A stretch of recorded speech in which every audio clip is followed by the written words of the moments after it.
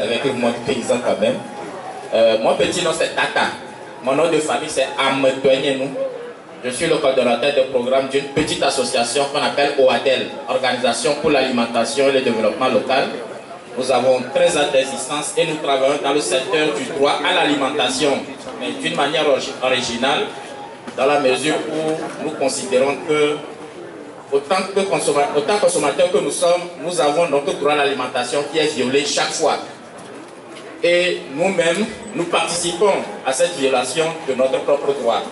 Et notre travail, c'est d'éduquer justement les consommateurs, comprendre ce que c'est que le droit à l'alimentation et à voir qu'est-ce que nous pouvons faire pour que ce droit-là soit assuré pour chacun de nous.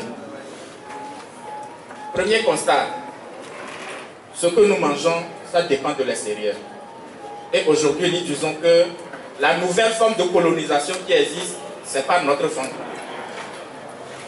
Le Togo dépend fortement de l'exportation pour ce qui est de son alimentation.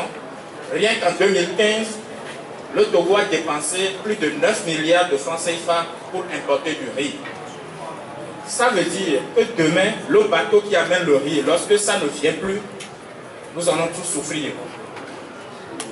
Et il est démontré qu'avec les calculs, si nous ne faisons pas attention, jusqu'à 2030, nous allons dépenser plus de 400 milliards de francs CFA rien que pour acheter de la nourriture pour nourrir notre population. Mais un peuple qui dépend de l'extérieur pour se nourrir, finalement, il est bon à quoi? Ça veut dire que demain, même que vous imposez un diktat, vous ne faites pas ci, on ne vous amène pas à manger.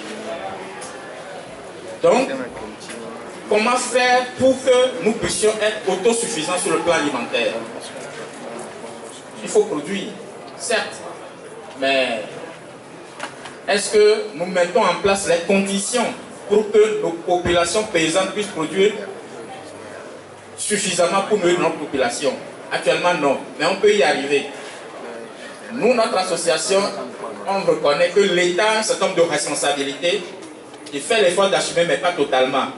Mais quand on regarde, on se dit finalement, tout dépend de vous et nous, en tant que consommateurs. Pourquoi je dis cela? Quand nous allons sur le marché, personne ne nous oblige à acheter quoi que ce soit. Nous sortons l'argent de nos poches et nous faisons librement le choix d'acheter ce que nous voulons manger. Qui nous oblige à acheter ces produits? Qui? Personne. Du coup, même en jetant la pierre à l'État, on se rend compte finalement que c'est nous plutôt qui avons la décision. Quand nous rentrons à la maison, ouvrons nos frigos, regardons ce qu'il y a de produits locaux, regardons ce qu'il y a de produits importés. Donc du coup, nous voulons faire appel à chacun de nous de prendre conscience de la valeur de nos produits, qui sont à la fois des produits sans additifs, sans cholestérol, sans conservateurs, et qui sont démontrés meilleurs pour la santé. Aujourd'hui, tout le monde est conscient qu'il y a un certain nombre de maladies que nos parents, nos grands-parents n'avaient pas. Que ce soit les cancers, que ce soit les maladies cardiovasculaires, l'hypertension par exemple. Mais tout ça, c'est à partir de notre mode d'alimentation qui est calqué aujourd'hui sur le mode occidental.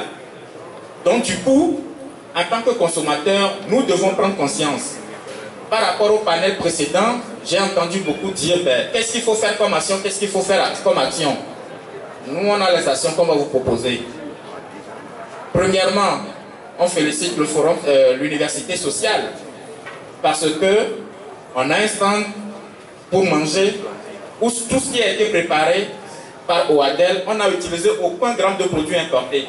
Pas de cube magie, pas d'huile d'arachide importée, etc.